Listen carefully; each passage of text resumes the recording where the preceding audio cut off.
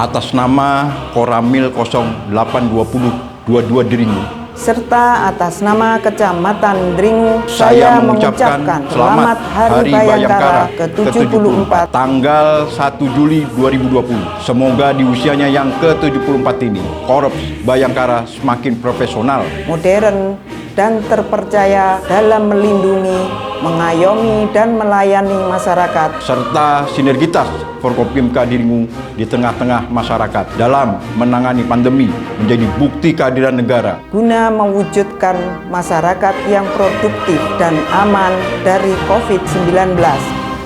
Dirgahayu Polri.